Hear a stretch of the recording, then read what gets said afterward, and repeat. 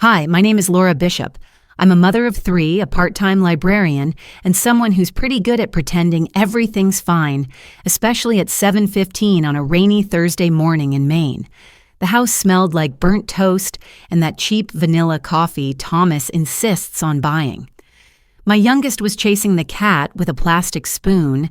Ben had somehow lost just one shoe, and Ava, my oldest, announced she had a diorama due today that she definitely told me about last week.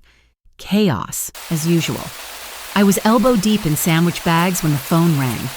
I almost didn't hear it over the shouting, but I looked, and I froze.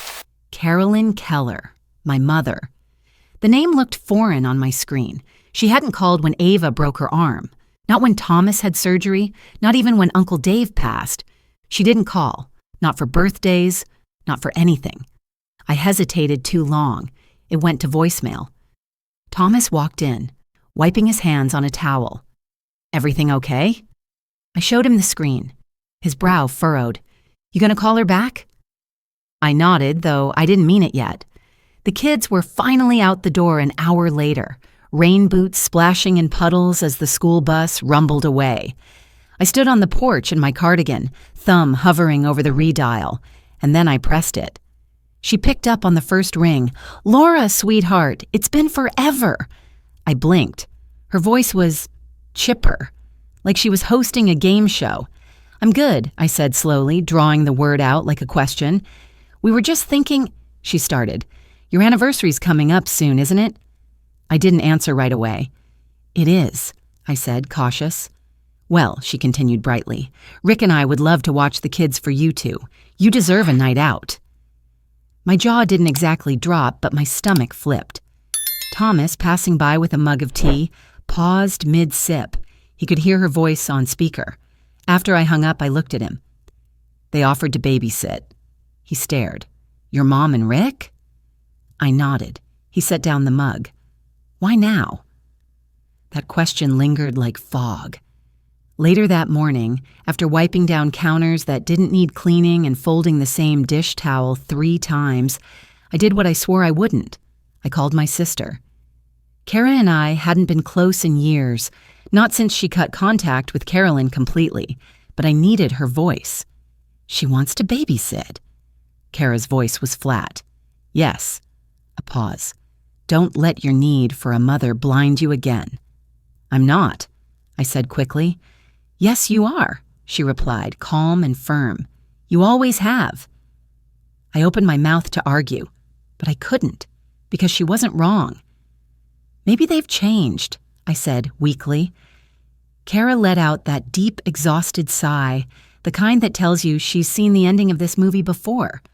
When someone shows you who they are, Laura, believe them the first time. Saturday came fast. Thomas made a reservation at the same seafood place we went to on our first date. I wore the blue wrap dress he loved, and for the first time in months, I felt almost like myself. The doorbell rang at 5:57. Early, that was the first red flag. Carolyn stood there in a tan trench coat and a bottle of perfume that smelled like nostalgia and grocery store air freshener. She held a Tupperware container wrapped in plastic. "Cookies," she beamed. I could still see the store-bought label beneath the wrap. Rick stood stiffly behind her, clutching a large navy canvas bag. Thomas moved to take it, but Rick pulled back fast. "I've got it," he said, forcing a smile. The kids bounced around, giddy with the idea of Grandma's house, though we'd never called it that. Carolyn bent down, using nicknames I'd never heard her say before. "There's my little pumpkin, and look at this one, my sunshine." My daughter, Ava, age 6, and sharp as ever, whispered to me as I fixed her collar. "Grandma says I'm going to have a new name." I blinked. "A new what?" She said, "When we go to visit, I'll be called Ruby Jane." I laughed, a little too loud. She's just being silly. But something in the back of my mind started to crawl. Thomas stood by the door, silent, watching the bag Rick had placed near the stairs. It was too large for one night, too square, too intentional. "Go enjoy your night," Carolyn chirped. "We've got this covered." Thomas leaned toward me as we stepped out into the porch. "You good?" he asked. I nodded. I wasn't. As we walked to the car, rain tapping softly on the roof, I stopped. "I want to look in the bag," I said. Thomas sighed. "Now?" "Just a peek." I turned back toward the door. My fingers itched toward the zipper, but I didn't open it. Not yet. Not because I didn't want to know, but because deep down, I already did. Laura woke with a start, not because of a nightmare, but because the silence was too perfect. Usually, by 7 a.m., the house was alive with cereal bowls clinking and the thud of little feet looking for missing shoes. But this morning, it was just her, and the echo of a quiet she didn't trust. She reached for her phone. 7:14 a.m. No texts, no photos, no "look what Ava just said," messages from her mother. Thomas was still asleep beside her, snoring gently. She got up, pulled on a sweater, and headed downstairs. Outside, the rain had stopped. The air smelled damp and clean, but her stomach was tight. Something wasn't sitting right. At 8:03, her phone finally rang. "Good morning, sweetheart," Carolyn chirped. "The kids are doing so well, slept like angels. Rick made pancakes with strawberry syrup." "That's great," Laura said, trying to sound cheerful. "Is Ava okay?" "Oh, Ruby is doing just fine." Laura blinked. "Excuse me? I mean, Ava. Slipped up there, but honestly, she likes being called Ruby. She says it suits her better, sounds more playful, more free. She's never said that to me. Well, sometimes kids need a fresh start. You know, a little reinvention. It's healthy." Laura forced a laugh. "Right. Did Rick smoke near them last night?" "He stepped outside. Don't worry." But Laura could still smell the stale tobacco on his jacket. And Rick never stepped outside unless someone made him. At noon, Laura couldn't wait any longer. Carolyn had said she'd bring the kids back by 3 but Laura found herself driving toward her mother's house with a growing knot in her chest. The house sat at the end of a long gravel road, nestled between red maples just beginning to turn. Last time she'd been here was 5 years ago, for Thanksgiving, and it hadn't ended well. She knocked. No answer. The door was unlocked. She stepped in. "Mom? Rick?" Nothing. Just the hum of the refrigerator and faint laughter from upstairs. Ava's laugh. Laura stepped into the kitchen. 2 backpacks sat on the table. One was Ben's, with the rocket ship patch she'd sewn on last month. The other, bright red, brand new, and stitched with thick white thread. Ruby Jane. Next to the bag sat a stack of drawings, crayon scribbles of houses and stick figures. One caught her eye. A big yellow house with 2 adults in the middle, one with long blonde hair, the other with gray stubble. A girl stood off to the side in a red dress holding a flower. In the corner, written in shaky kid letters, "My real home." Laura felt her legs weaken. She sat down hard on the nearest chair. "Laura!" Carolyn's voice floated in from the hallway as she entered, holding a tray of cookies. "Didn't expect you so early." Laura stood up, holding the drawing. "What is this?" "Oh, just playtime. Kids and their imaginations." "And this," Laura pointed at the red backpack, "a gift. She loved it. And the name? Her idea. She feels special with it." "She has a name," Laura said sharply. Carolyn's smile didn't waver. "We're just supporting her exploration. You're pushing her into a role she didn't choose.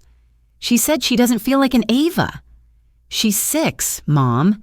6-year-olds want to be unicorns some days. That doesn't mean we register them as livestock." Carolyn's voice dropped an octave. "You're overreacting again." "No," Laura snapped. "I'm reacting just enough." She grabbed the drawing and turned for the door. "This isn't support, it's manipulation." On the drive home, Ava sat quietly in the back seat. Too quiet for someone who'd supposedly had the best night ever. Laura glanced at her through the rearview mirror. "Ava," she said gently, "can I ask you something?" Yeah, the girl murmured. Why did you say your name was Ruby? Ava hesitated. Grandma said if I had a new name, I could have a new life, where I don't have to do math or go to boarding school or eat broccoli. Laura forced herself to smile. That sounds tempting. Ava looked out the window. She said I could choose to be different, and that maybe, in time, I'd like it better. That evening, after the kids were in bed, Laura couldn't shake the unease. She pulled out her old laptop, logged into her ancient email account, the one she hadn't used in years but still kept around for family stuff. She scrolled through mostly spam, old PTA reminders, forgotten subscription notices, and then she saw it, a thread titled, Moving Forward Plan, from Rick's email, dated 2 weeks ago. She clicked. Ruby Jane's papers are almost ready. We'll start the slow transition through familiarization. Carolyn says Laura's still unstable. No need to notify anyone yet. We'll make it seem natural. Laura stared at the screen. Attached was a PDF file, a forged birth certificate, listing Carolyn as legal guardian, Laura as deceased. Her hands trembled as she printed every email, every attachment. The printer whirred in a cold, mechanical rhythm that felt far too loud in the quiet house. She called Kara, and for once, her sister picked up on the first ring. They're planning something, Laura whispered. Something big. What do you mean? She read the email out loud. When she finished, there was a long pause. Then Kara's voice, steel hard. You call the police. Now. I can't. Not yet. What if they say I'm overreacting? There's no crime yet. Nothing they can't explain away. Laura, Kara said flatly, are you going to wait until Ava's gone? Thomas sat beside her at the kitchen table, flipping through the printouts. His jaw clenched tighter with every line. We're calling a lawyer first thing tomorrow, he said. And from now on, record everything, every call, every message. Laura nodded. Thomas reached over and took her hand. I believe you. I trust you. We're not losing our daughter to them. She looked down the hallway where Ava's nightlight cast a soft pink glow under her door. Her baby girl was in there. Her name was Ava, not Ruby, not someone else's fantasy, not some do-over for Carolyn's failures. And Laura would do whatever it took to make sure it stayed that way. Laura had never been the kind of person who snooped, not as a teenager, not as a wife, not even as a mom, at least not until last week. But that was before someone tried to rewrite her daughter's identity, before someone tried to erase her. So when she pulled up to her mother's house on a gray Tuesday afternoon, she didn't feel guilty, not even a little. She wasn't spying, she was protecting. It started with the emails, the ones Rick sent from an address she hadn't seen before. She searched for it, ran it through data lookups, found it tied to an online parenting forum under a fake name, Margot Fields. That account had posted about taking in a grandchild under difficult circumstances and asked for advice about how to ease the transition away from a negligent birth mother. She printed every post, labeled everyone. Then she bought a recorder, a small silver thing that fit in her pocket. She kept it with her constantly, ready to hit record the second her mother opened her mouth. Not that Carolyn ever said anything outright. She was too polished for that. But it was in the smiles, the way her eyes gleamed too brightly when Ava mentioned liking the name Ruby, the way Rick always corrected the kids when they talked about home or mom. That's Laura, he'd say with a chuckle. You mean your old home? One evening, Laura picked Ava up early, unannounced. Rick opened the door. His expression flickered when he saw her. Not annoyed, not surprised, prepared. Hey there, he said. Wasn't expecting you. I figured we'd do dinner at home tonight, Laura said, stepping inside before he could answer. Ava was in the living room, curled up with Carolyn, watching an animated movie Laura didn't recognize. Carolyn paused the screen just a second too late, and Laura caught a glimpse of a little girl in a red dress waving goodbye to her cartoon parents. Ava looked up. Hi, Mommy, Laura smiled. Ready to go? Already? Carolyn patted Ava's hand. Just a little longer, sweetie. We were going to draw afterwards. I promised her pancakes for dinner, Laura said, firm but sweet, with whipped cream. Ava lit up. Carolyn's smile dimmed. Rick didn't speak. Back in the car, Laura asked gently, "Did Grandma say anything about me?" Ava shook her head. "Not today. Any other day." The little girl fidgeted. "She said sometimes you don't understand me, but that's okay because she does." Laura kept her eyes on the road, hands tight around the wheel. "She said I'm more like her than you, and that's why I should stay close to her." Laura nodded slowly. "You can always tell me when someone says things like that, okay? Even if it's Grandma, especially then." That night, Laura went through Ava's backpack again. Tucked in the front pocket, behind a loose button and a wrapper from a granola bar, was a folded piece of paper. In big loopy letters, Ruby's rules. 1. Don't talk about Ruby at school. 2. Only use Ava when with Mommy and Daddy. 3. Ruby is happy. Ruby doesn't cry. 4. Ruby loves Grandma and Grandpa. 5. Ruby keeps secrets. Laura stared at the list until the words blurred. Then she took a picture, filed it, logged it, and made a decision. She was going back to the house. Alone. Thursday afternoon, she called Carolyn. "I was thinking maybe Rick and I could take Ava for the weekend," Carolyn said before Laura could even get a word in. "Give you and Thomas a break. You've looked tired lately." Laura smiled at the bait. "That's very thoughtful. Let me think about it." She hung up. Then she packed her recorder and a small flash drive, just in case.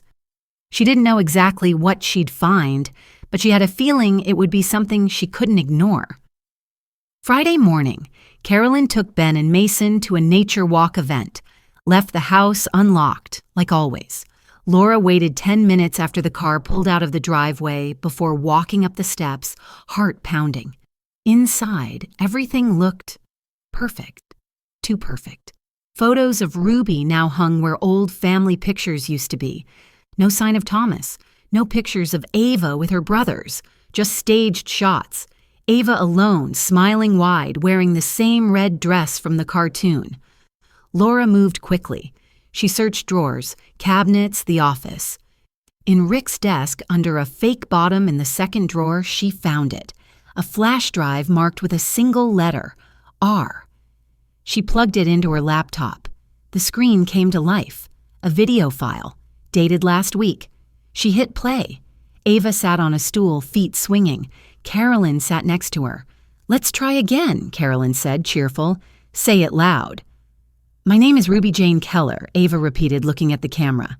"And where do you live?" "With my grandma and grandpa." "And how do you feel here?" "Safe." "Why did you leave your old house?" A pause. Ava looked away. Carolyn's hand touched her shoulder gently. "Remember what we practiced, baby." Ava looked back at the camera. "Because my mommy was sad and too tired to take care of me." Laura pressed pause. Her hands were shaking, but she hit play again. Rick's voice came from off-screen. "And who takes care of you now?" "Grandma and Grandpa." "That's right." The screen went black. Laura pulled the flash drive and slipped it in her coat pocket. She didn't cry. Not then. She was too angry for tears. At home, Thomas watched the video in silence. When it ended, he stood up and walked to the window. "We call the lawyer," he said. "Tonight." Laura nodded. "We file a no-contact order." He turned. "And we go public if we have to. This isn't just custody. This is brainwashing." "She was teaching her to lie," Laura whispered, "to forget who she is." "No," Thomas said. "She was teaching her to become someone else." Laura reached for her phone. This time, she wasn't calling Kara. She was calling the police, and she had proof. It was raining again the next morning, hard and cold, the kind of rain that made everything feel heavier. Laura sat at the kitchen table, watching the water slide down the windows like tears that had nowhere else to go. The flash drive sat in the center of the table, next to a cup of coffee she hadn't touched. Thomas stood at the counter, phone pressed to his ear. Yes, we have video evidence. Her full name is Carolyn Keller. Her husband is Richard Keller, goes by Rick. Laura watched him, fingers drumming the wood. Too fast, too loud. He ended the call and turned to her. They're opening a file, sending someone from Family Services first, then the police. Laura nodded. She felt steady. Surprising, given everything. But then again, fear had already run its course. Now it was time for fury. They didn't tell Ava. They didn't want her scared. Not yet. She played quietly in the living room, coloring. Ben and Mason were upstairs, building a pillow fort. Laura sat on the rug beside her. Hey, sweetheart. Ava looked up. Hi, Mommy. I want to ask you something, okay? Ava nodded, crayon paused mid-stroke. Did Grandma ever ask you to keep secrets from me? Ava hesitated. Just little ones. What kind? A pause. She said, if I told you everything, you'd get mad or sad, and then maybe I wouldn't get to go back. Laura's heart clenched. Go back where? Ava looked down. To her house. Laura smoothed her daughter's hair back gently. I just want you to be safe, okay? You never have to keep secrets like that from me. Ever. Ava leaned into her. I'm sorry. You didn't do anything wrong, Laura whispered. She kissed her daughter's forehead and stood up. It was time. Carolyn didn't answer the door right away. Laura had expected that. She rang again and again. When the door finally opened, Carolyn looked surprised, but not nervous. Laura, well, this is unexpected. I'm not here for small talk. Carolyn opened the door wider. Come in then. Laura stepped inside. The house looked the same, but now it felt like a theater. Props in place, script rehearsed, waiting for a performance no one wanted to see. Rick stood in the hallway, arms crossed. Something wrong? Laura didn't respond to him. She pulled the flash drive from her coat pocket and placed it on the coffee table. I found this in your desk, she said, and I watched it. Carolyn's smile faltered. Rick's posture stiffened. Laura leaned forward. Do you want to explain why you were recording my daughter saying she didn't live with me? Rick spoke first. You had no right. I had every right, Laura snapped. You were planning to take her, rebrand her, rename her. You already forged documents. Forged? Carolyn laughed, dry, cold.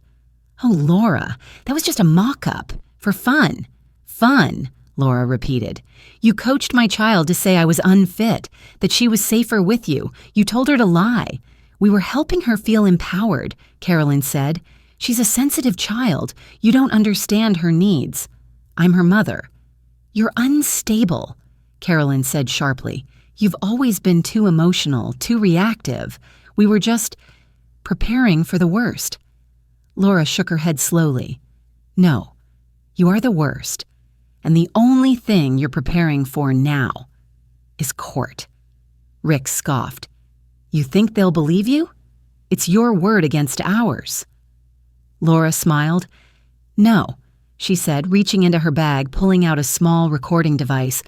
It's your voices against yourselves. She pressed play.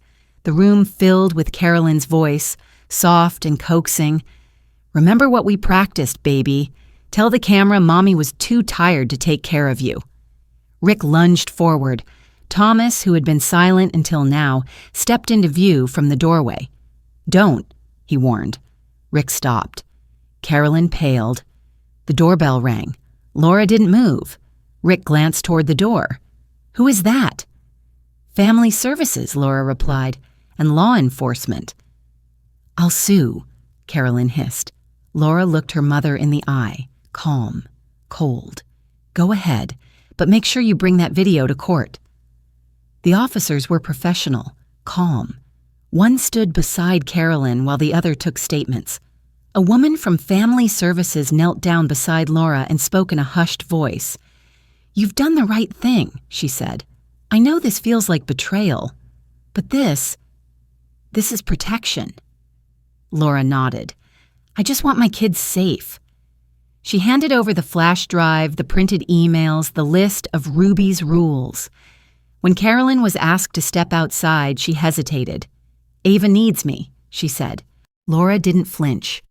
Ava needs boundaries. Carolyn's mouth twisted. You're making a mistake. I used to believe that, Laura replied, but not anymore. Back at home, Laura sat at the dining table, arms around her children. Ben and Mason asked a few questions.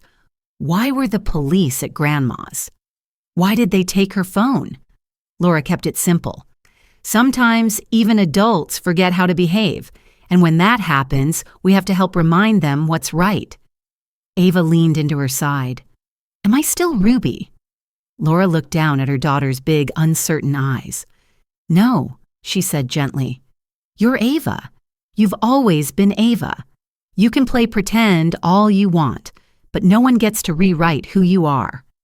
Okay, Ava whispered. Then she smiled. Later that night, Laura sat with Thomas on the porch. The rain had finally stopped. The air smelled like wet earth and relief. Think she'll fight this? Thomas asked. Laura nodded. Probably. She's never known how to lose with grace. He took her hand. You were incredible today. I didn't feel brave. You were more than brave. You were honest. That's harder. She rested her head on his shoulder. I never wanted it to get this far, she said quietly. I know. I just wanted her to love them, without trying to own them. I know. They sat in silence for a while. Then Thomas said, You did more than protect them. You showed them what it means to stand up. Laura closed her eyes. For the first time in weeks, she felt the quiet settle without warning bells. This wasn't over. There would be hearings, maybe custody evaluations, maybe family therapy. But the war for her daughter's identity? That ended today. The first court date was set for a Tuesday morning in late October. It was the kind of morning where everything looked gray. The sky, the sidewalks, the inside of Laura's car as she sat in the parking lot, gripping the steering wheel. Her lawyer, a woman named Evelyn Grant, had warned her, Don't expect them to roll over and apologize. People like your mother don't surrender. They adapt. They spin. Thomas reached over and squeezed her hand. You okay? No, Laura said, but I'm here. They got out of the car together and walked toward the courthouse. The waiting room smelled like old coffee and damp paper. A dozen other families sat nearby, each carrying their own version of chaos in diaper bags and manila folders. Carolyn entered 15 minutes later. She wore a deep purple blazer, hair pulled into a tight bun. Rick trailed behind her in a charcoal suit, one hand in his pocket, the other clutching a notepad. Laura noticed immediately. They weren't nervous. They were prepared. Their attorney, a man with perfect posture and no warmth, approached Evelyn, shook her hand, and offered a thin smile. Let's try to keep this civil. Laura didn't respond, because civility had left the building the moment her mother tried to erase her daughter. The hearing began in a courtroom that felt too small for everything it held.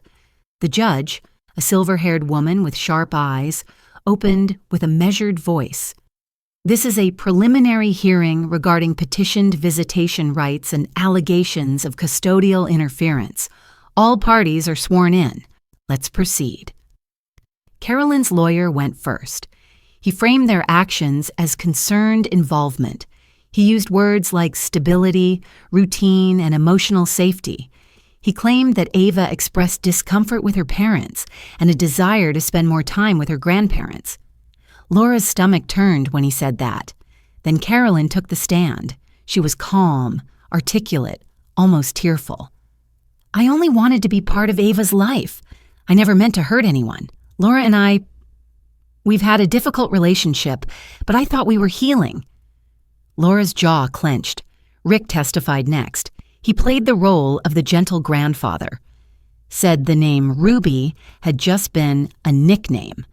That the video was taken out of context, that they never intended to replace Laura, only to support her.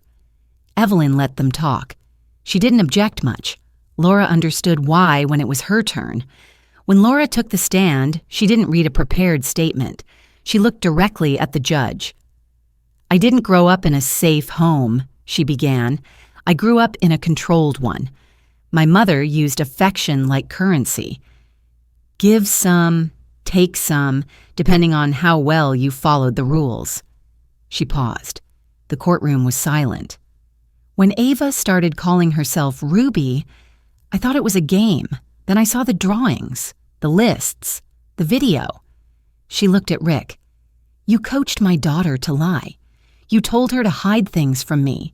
You tried to create a version of her that fit your fantasy of what a grandchild should be." She turned to the judge again. "I don't want revenge. I want protection. For my daughter, for all my children. I'm not trying to sever ties out of spite. I'm trying to stop the bleeding." Evelyn then presented the evidence, the flash drive, the emails, the forged documents.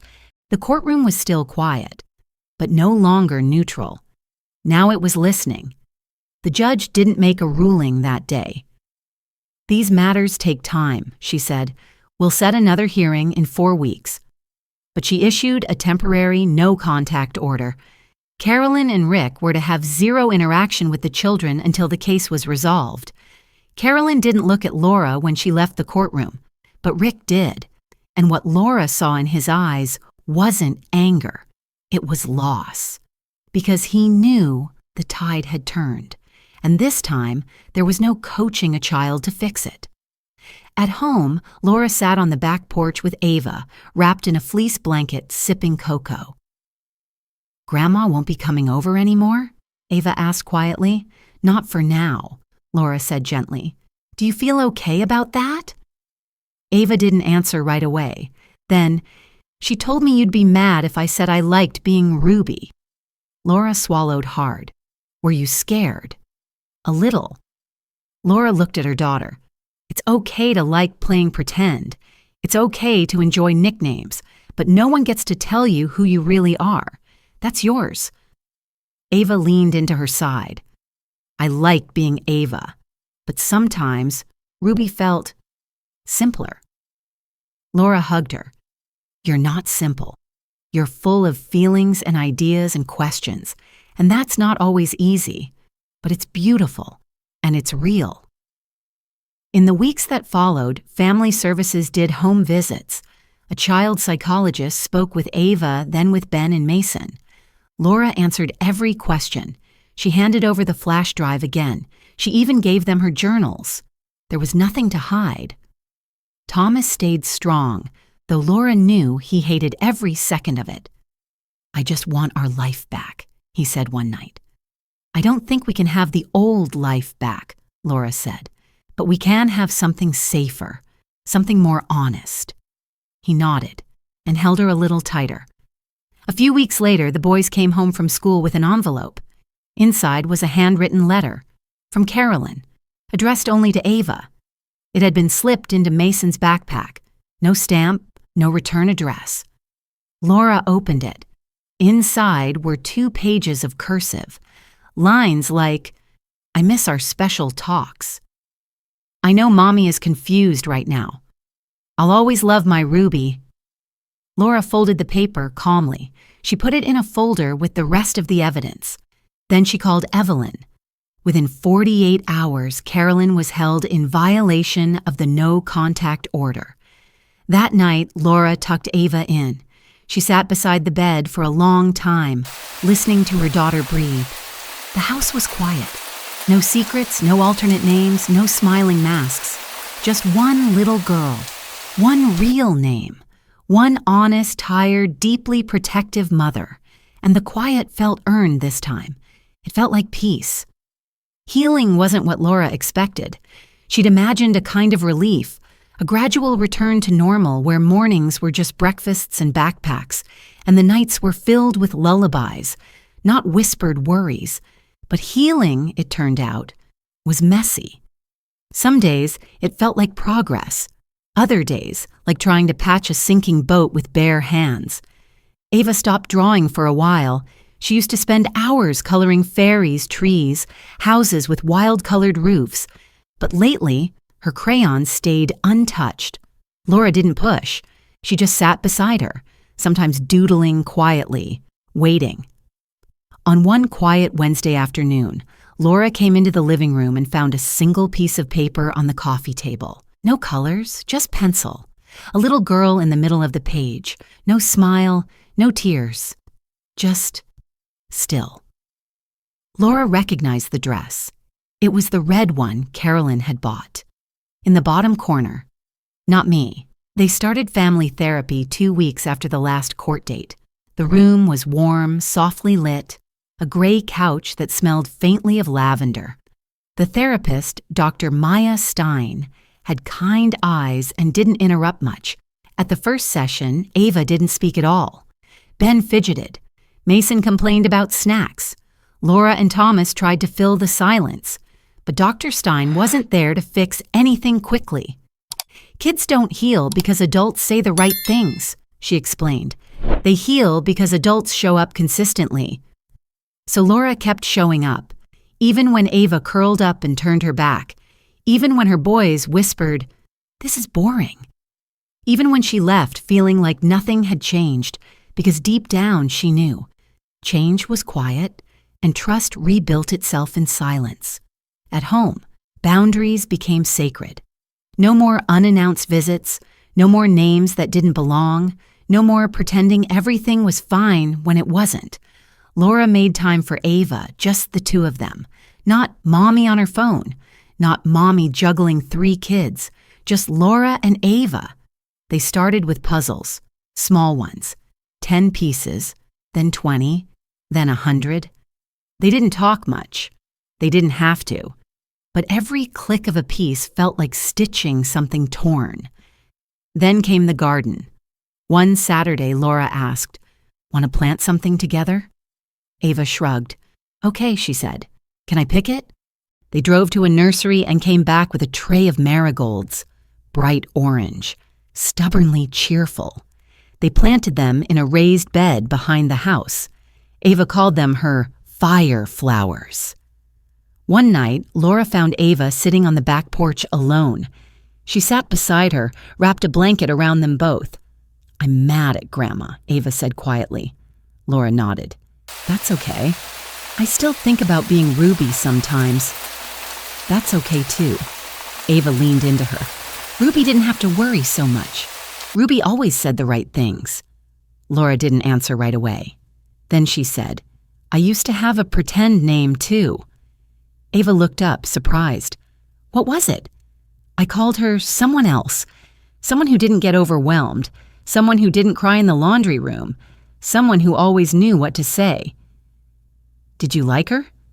"I thought I did, but she wasn't real, and I couldn't be her for long." Ava rested her head on Laura's shoulder. "I like you better than her," she said softly. Laura smiled through tears she didn't wipe away. "I like you better than Ruby, too." Thomas struggled in his own way. He threw himself into work, into house projects, into being strong. But at night, when the house was quiet, Laura sometimes found him staring out the window, jaw clenched, fists resting on his knees. "This could have been worse," he said one evening. "She could have taken her." "She tried," Laura replied. "I should have seen it, should have stopped it earlier." "You trusted them," Laura said gently. "And that's not weakness. That's what decent people do." He didn't answer, but he took her hand. That said enough. One afternoon, a letter came from family court. Carolyn had filed a new request for supervised visitation. Laura felt the breath leave her body when she read it. Evelyn called later that day. "She's grasping now," the lawyer said. "She's trying to soften her image, make it look like she's willing to compromise." Laura sat on the edge of the bathtub, phone to her ear. "She wants a second chance," she said. "No," Evelyn corrected. "She wants control. Again." Laura thought of Ava's drawing. Not me. Of the list of Ruby's rules. Of the way Carolyn had smiled when she said, "We were just preparing for the worst." She doesn't get supervised visitation, Laura said. She gets supervised distance. Evelyn exhaled. I'll file our response. 3 weeks later, Ava picked up her crayons again. She drew a tree, then a sun, then a girl, brown hair, blue shirt, crooked teeth, smiling wide. In the corner, me. Laura held it in her hands and felt something loosen in her chest. Not joy exactly, but release, like letting out a breath you didn't know you were holding. That night, as Laura tucked her daughter into bed, Ava asked, "Are you ever scared?" Laura paused. Every day. But you don't look scared. I used to hide it. Why? Because I thought being strong meant never showing fear. Ava frowned. But I think strong people do get scared. Laura smiled. You're right. Real strength isn't about hiding. It's about being scared and still standing. Ava nodded, then whispered, I'm glad you stood up. So am I, Laura said. And for the first time in a long time, she believed it. Outside the bedroom, Laura turned off the hallway light and stood in the dark for a moment. The quiet wasn't threatening anymore. It was full of truth, of effort, of healing, of names that weren't stolen, of daughters who drew themselves back to life, and of a mother who had learned that healing isn't silence. It's showing up, again and again. Until one day, the child who stopped drawing picks up the crayon and writes, me. A year later, the marigolds bloomed again, brighter than before. Stronger too, despite the hard winter, despite the late frost, despite everything. Laura knelt beside the raised garden bed, gloved hands gently brushing away weeds. Ava sat nearby, cross-legged on a blanket, sketchbook balanced on her knees. The air smelled of soil and lemon balm, and birds sang the kind of lazy morning songs that made everything feel slower. How many petals? Ava asked, tilting her head. Laura smiled. I think that one has 34. Ava counted silently, then nodded. Mine has 36. I win, Laura laughed. I surrender. So much had changed, and yet some things hadn't. There were still quiet mornings like this. Still the occasional letter from Carolyn's lawyer, now mostly ignored. Still the ache that came with remembering the months when she almost lost her daughter to someone she trusted. But there was also something new. Peace that wasn't silence. Trust that had been rebuilt. One bedtime story, one therapy session, one coloring page at a time. And most of all, there was clarity. A kind of knowing that Laura had never felt growing up. She wasn't trying to be a perfect mother anymore. She was trying to be an honest one. The invitation came in early April. An email from the local community center asking if Laura would speak at their annual Parenting Through Change seminar. At first, she hesitated. She wasn't a therapist, not an expert, not someone with answers, but she was someone with experience. And maybe, just maybe, that was enough. So she said yes. And 2 weeks later, she found herself standing in a room with 30 folding chairs, half filled with tired parents, grandparents, and a few curious teenagers who probably came for extra credit. Laura held a note card in one hand. She didn't look at it once. My name is Laura Bishop, she began. I'm a mother of 3, a former people pleaser, and a survivor of generational gaslighting. That got a few surprised smiles. One woman near the front nodded slowly. I grew up thinking silence was love, Laura continued. That being obedient meant being safe. That questioning authority meant something was wrong with me. She paused, breathed in.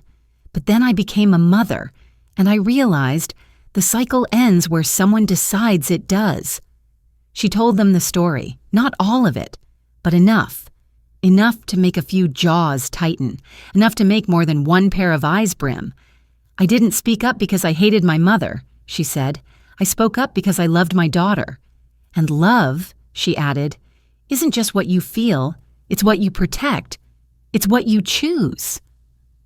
Afterward, several people came up to her. One father thanked her quietly, said he had cut ties with his own mother that year. A woman with silver-streaked hair and shaking hands said, "I thought I was the only one." Laura nodded. "You're not. You never were." The last person to approach her was a teenage girl, no older than 15. She didn't say anything at first, just stood there clutching her notebook. Then she said, "I call myself Nova at school. My real name is something else. I don't tell my parents." Laura smiled gently. "Why Nova?" "It makes me feel like I get to start over." Laura nodded. "Then I hope you get to be Nova on your terms, not anyone else's." The girl's eyes welled up. "Thank you." And just like that, the loop closed. At home that night, Laura told Thomas about the seminar. "I think I helped someone," she said. "Maybe more than one." Thomas smiled as he loaded the dishwasher. "Of course you did. You told the truth. That always helps." He paused. "Are you okay talking about it now?" Laura thought for a moment. "I don't think it gets easier," she said, "but it gets clearer, like walking through fog. You still remember what it felt like not to see, but now you do." Thomas shut the dishwasher and pulled her into a hug. "Well, I see you. Always have." She leaned into him, let herself rest there. "You've always been my clarity," she said softly. Later that week, Ava came home with a school project. "Family history," she announced. "We're supposed to make a tree, and we have to write a legacy letter, something we want to pass down." Laura felt a flicker of something between pride and dread. Ava laid out construction paper, markers, glue sticks. "Can I put Grandpa Dave?" she asked. "Of course." "What about Grandma?" Laura hesitated. Ava glanced up. "I mean, Carolyn?" Laura sat beside her. "I think that's up to you," she said. "Family doesn't always mean closeness. Sometimes it's just origin." Ava nodded, then quietly asked, "Can I put Maya instead?" "Dr. Stein." Laura smiled.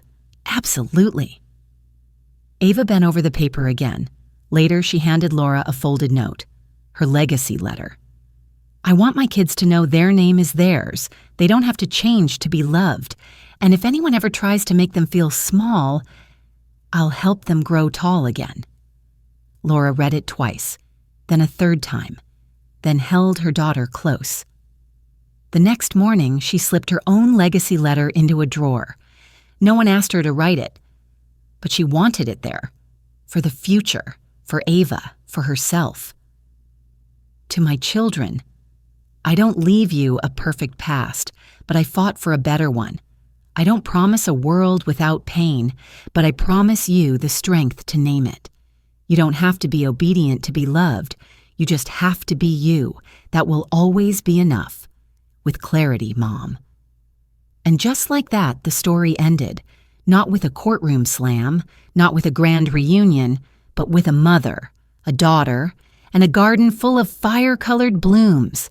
Because sometimes the bravest thing you can pass down is clarity. This isn't a story of revenge. It's about reclaiming with clarity, not anger. Choosing presence over performance. Loving louder, even when others tried to rewrite the story. If you've ever felt dismissed or invisible, let Laura's journey remind you. You don't need to be perfect to protect or ask permission to set boundaries. Real love sees you, shows up, and stays. Thanks for watching. If this spoke to you, like, share, and subscribe. And remember, your love matters. Your presence makes a difference.